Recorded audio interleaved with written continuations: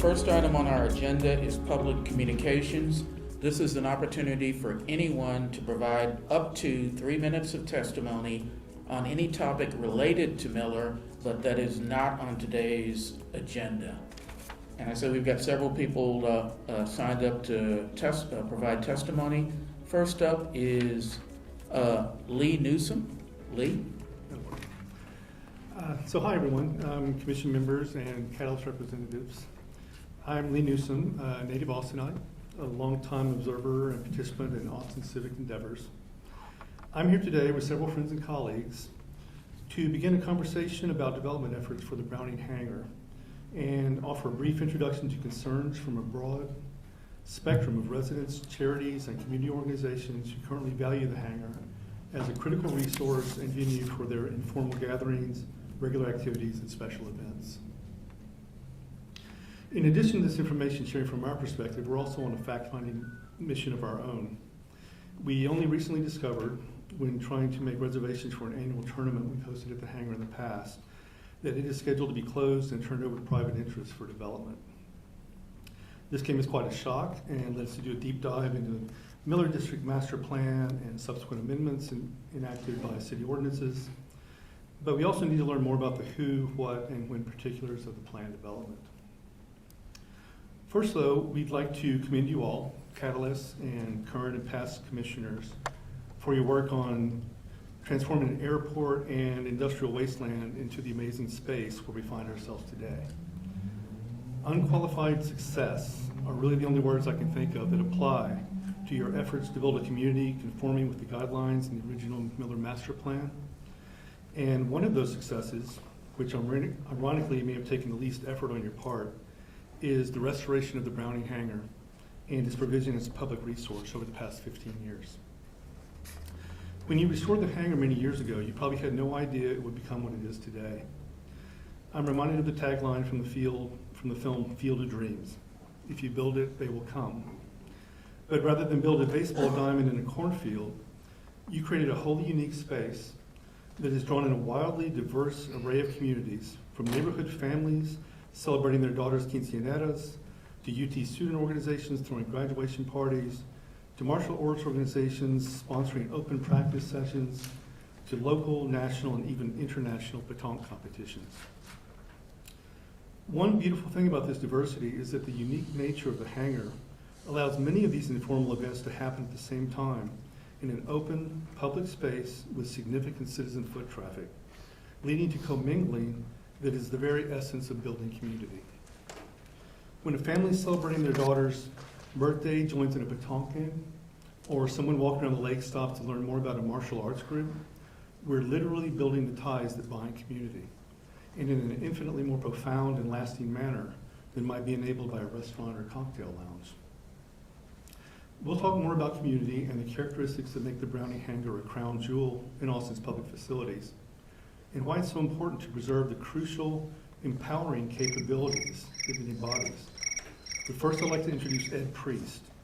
He's founder of the Legation Bulls Club, heart and soul of the local pétanque community, to talk a little bit more about pétanque and the importance of the hangar to this local community. Thank you, Mr. Newsom. Next up is Ed Priest. Hello, I'm Ed Priest. I am a founding member of the Legation Bulls Club and its current president. I became interested in pétanque 23 years ago.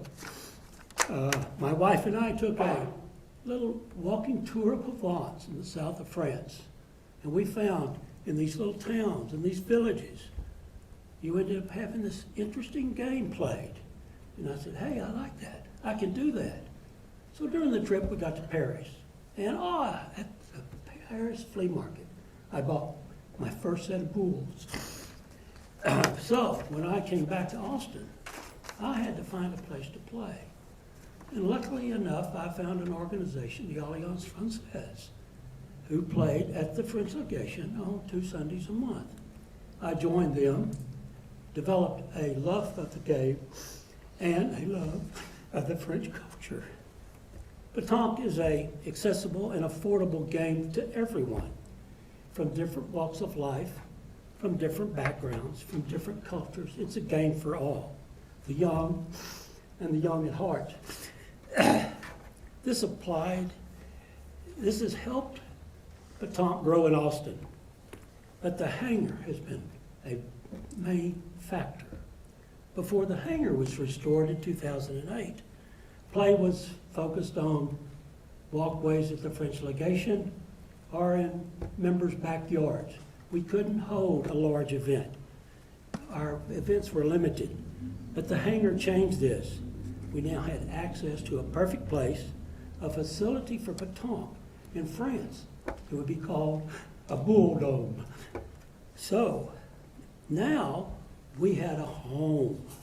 It was big, open, covered facility. It was beautiful. The ground is perfect for the game of petanque. And the roof protected us from the elements, and we had lights to play at night. We had found a home. We had local tournaments, brought in people from Dallas, San Antonio, Lafayette, Louisiana, and also the National Petanque Federation, the USPFA, started having events here too. 2012, they had a regional petanque tournament. Last year, they brought in, believe this, a woman's training session. So women came from all over the United States to learn to play petanque at the hangar. So regularly, we meet on Friday nights, Sunday afternoons. We also have pickup games off and on during the week. Many weeks, last Sunday, we helped with a memorial service with a past player, with his family, the Austin Polka Band, the UT Alumni Band. It was a special event at the hangar. We treasure and depend on the Browning Hangar. It is a critical component of our community, and it fulfills the goals expressed in the Mueller Master Plan. Mr. Priest, thank you for your testimony. And let me introduce Peter. And next is Peter Gray. Good afternoon. I'm Peter Gray. I'm the Vice President of the Legation Bulls Club and a longtime member of the Petanque community. I just want to reiterate, the hangar is incredibly important to our community. It's been a driving force for growth of the game in Austin. It is big enough to allow for multiple games, day or night, any weather. It's a very visible space to passerbys, and we've gained a lot of new members who have come through, witnessed the game, and want to join the club. We've got members from out of town, but they come into the hangar every Friday and Sunday to play with us. It's more about the petanque, though. In the years we've been playing there, we play there 3 nights a week, and we see other groups, martial arts groups, Native American drumming groups, UT student associations. There's one-off neighborhood gatherings, quinceañeras. A lot of random people come from all over town, and frankly, all over the world to see the hangar, and it's it's a famous structure in Austin. With the size and location of the hangar, it's a rare amenity in Austin. There's no other place in Austin where you can be outside and be covered and not getting burnt up by the sun. As an aside, I met my wife playing petanque, and we've been together now about 10 years and recently married. In summation, the hangar as it is now is a perfect place. It's naturally air conditioned by the prevailing wind coming across the lake and going to the hangar, and a lot of care needs to be taken when you're talking about changing something that's perfect. So we just implore you guys to think about what's happening there, and it's the steps to change it, if it's to be changed, should be thought out carefully, and it's a perfect structure as is. So it's like as Barton Springs is perfect for Austin, the hangar is perfect for Mueller. Thank you. Thank you for your testimony. Next is Cindy Crowell. Hello, my name is Cindy Crowell. I'm a native Texan, an Austinite of 32 years, a serial entrepreneur, and a very happy petanque player. I have built companies that I started here in Austin, and we have developed those to be very successful national businesses.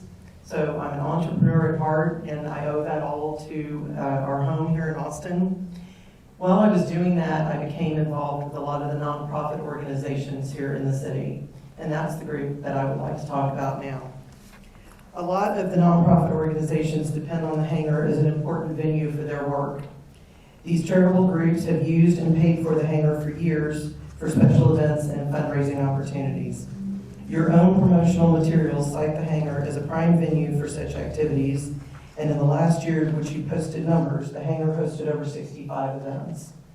These were for diabetes research, American Heart Association, arthritis awareness, and many others. When you add that to those formal events, that's more than one a week. If you add that to the informal events that have already been mentioned, that's a lot of usage for Austinites in this very important historical and community venue. Another community that I would like you to consider is the food trailers. Again, being an entrepreneur at heart, I understand the work, the time, the effort, the finances they've taken to put those businesses together to support themselves, their families, and their staff. They provide a very much needed venue in this area. There's not a lot of restaurant in the Mueller area to start with, and most of them, they're a sit-down opportunity. So the food trucks really provide a much needed service to the neighbors, not to mention all the people that just come to the hangar and the park area on the weekends to walk their dogs, have their kids in strollers, play around the lake. I really feel like those businesses would suffer if they had to relocate, and I wish that they would be given some consideration for that. I'd now like to introduce Jeff Brown, who's going to tell us a few more things about what makes the hangar special to Austin. Jeff Brown. Hi there, my name is Jeff Brown. Thank you for letting us stop to have a chat this evening. I would like to talk about the future of the Browning Hangar and the value of keeping it open for the local communities.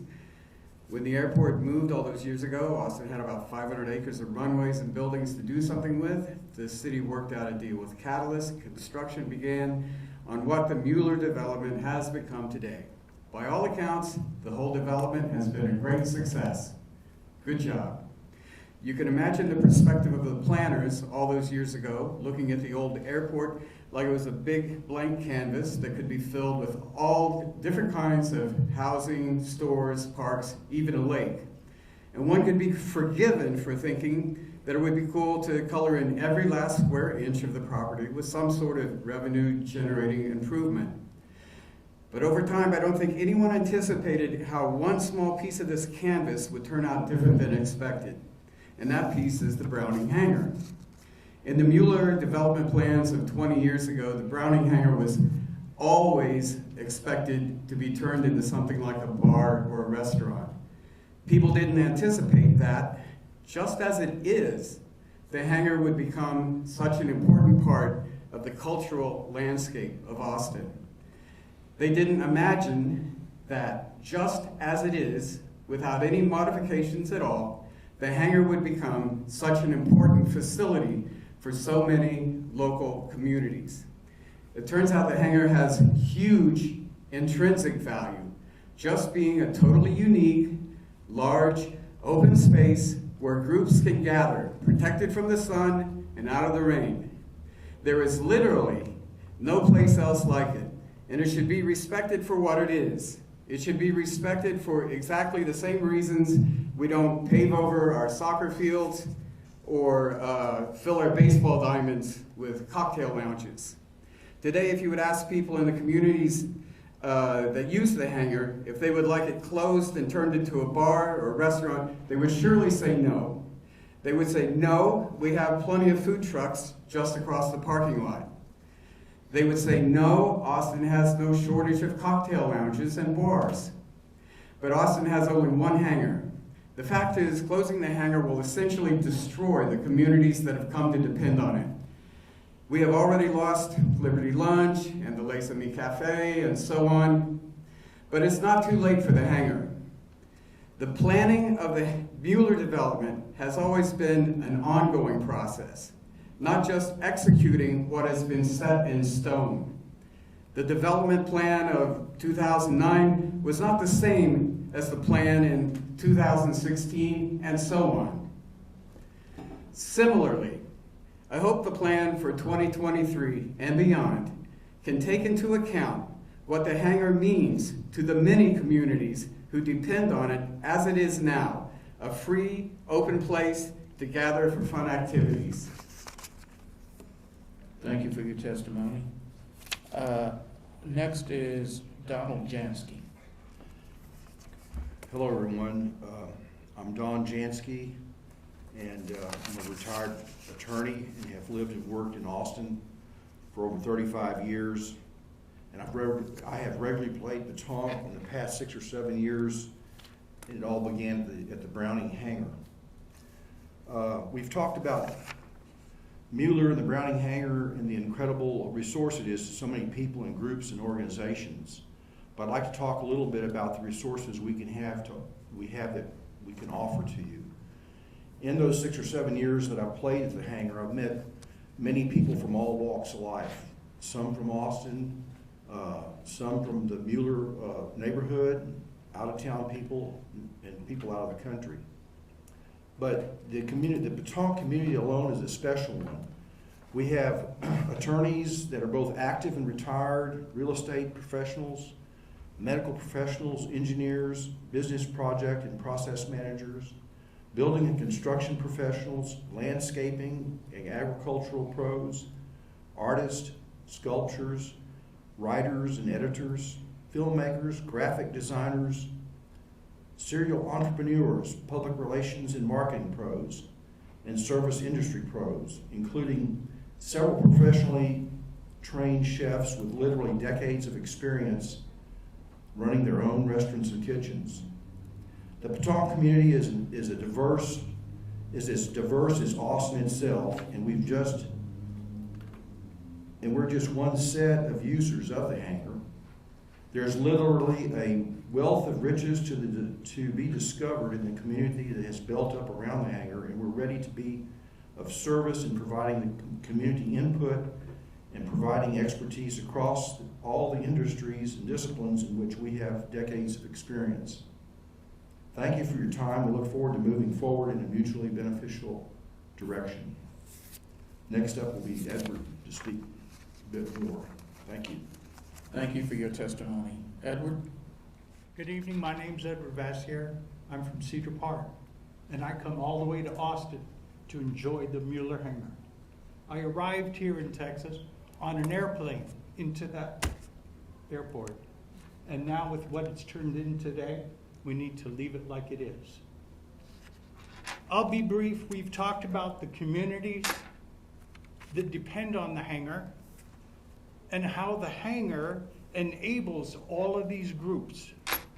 And we could talk a lot more, but talking is a poor substitute for engaging the actual experience. We'd like to invite you folks all to come out and engage with that community that you guys helped build. Come and play some petanque with all of us. It's a fun game, it's easy to learn, and you'll enjoy. Come out and try your hand with the drumming group that come out to our hangar every Friday evening pretty much, and they come out keeping their Native American heritage alive. Do we want to lose such things here in Austin? We're such a diverse, amazing place. Take a spin, then, with the medieval swordsman. All right, this is another international group that come here and enjoy our hangar. They have their competitions and bring people throughout the U.S. because the hangar is the one place in Central America that everybody can get to and be locally enjoy that facility because it's easy to get to, because we all can't go to California to the coast. We can't all fly to Florida. Let's come to Austin and this is why they come.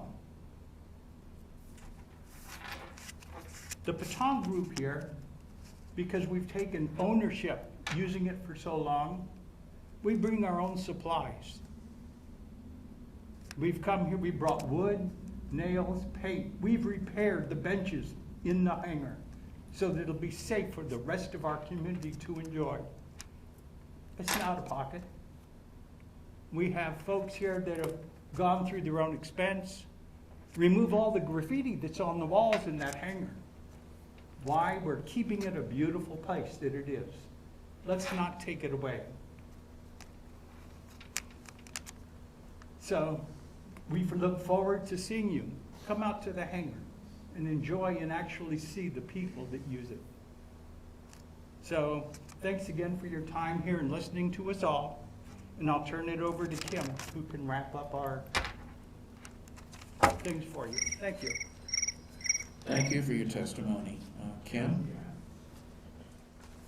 Hello, I'm Kim Lanzillotti, and we would like to thank you again for this opportunity to bring our concerns and appreciation for the hangar to your attention.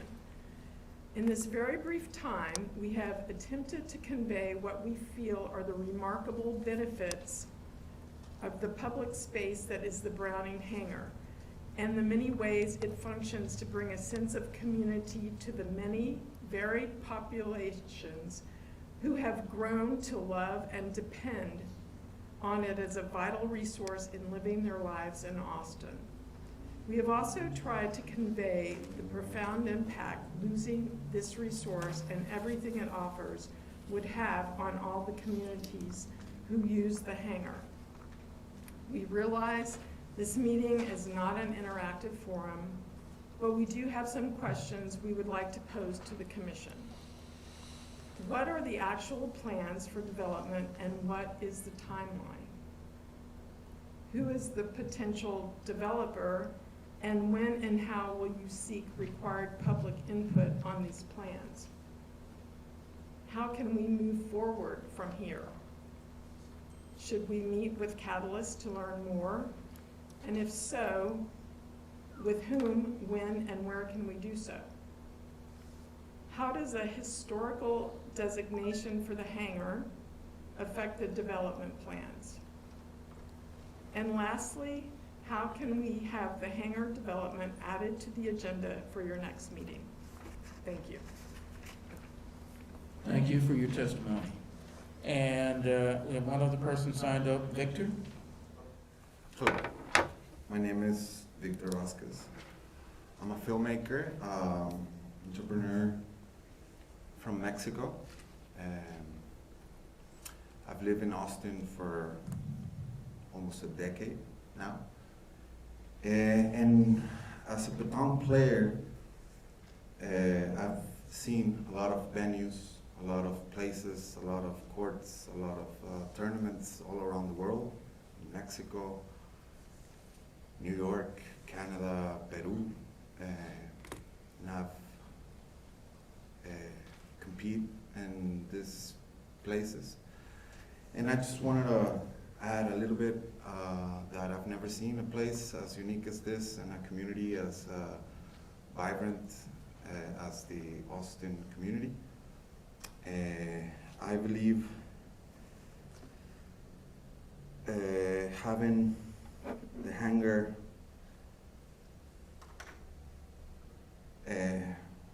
as a public space for physical, for